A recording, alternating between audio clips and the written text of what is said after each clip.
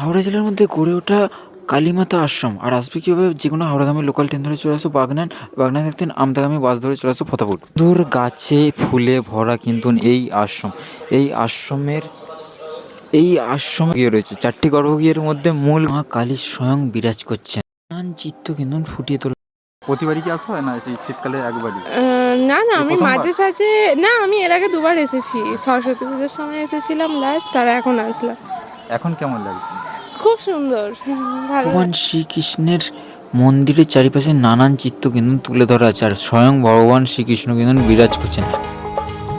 মন্দির চত্বর খোলা থাকে 7টা থাকতেন দুপুর 12টা 30 পর্যন্ত, আর দুপুরবেলা হচ্ছে 4টে থাকতেন 7টা 30 পর্যন্ত এই মন্দির খোলা থাকে। এই নাট মঞ্চে কিন্তু বিবাহ কিন্তু দেওয়া হয়ে থাকে। তোমরা যারা পালিয়ে গিয়ে বিবাহ করবে ভাবছো, দেখতে দেখতে চলে এলাম ভোলানাথের মন্দির। আর ভোলানাথ কিন্তু খুব সুন্দরভাবে, আর কালী মন্দিরের মধ্যে চলো প্রবেশ করা যাক।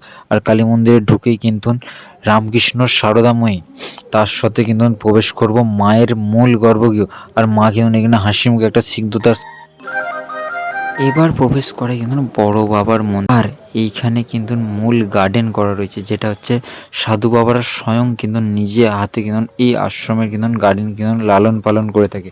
এখানে সবুজ গাছে ভরা এই সিদ্ধতার মাঝে কিন্তু এতটাই এই আশ্রমে কিন্তু বিরাজ করছেন সিদ্ধতার মাঝে। প্রকৃতির কাছে যেন তুমি এলে প্রকৃতির কাছে কিন্তু ভেসে যাবে, এতটাই শান্ত। আর এইখানে এসে ভাবছো বোটে করে এই দামোদর নদী ভ্রমণ করে মাথা পিছু কিন্তু 30 টাকা ভাড়া নেওয়া হয়।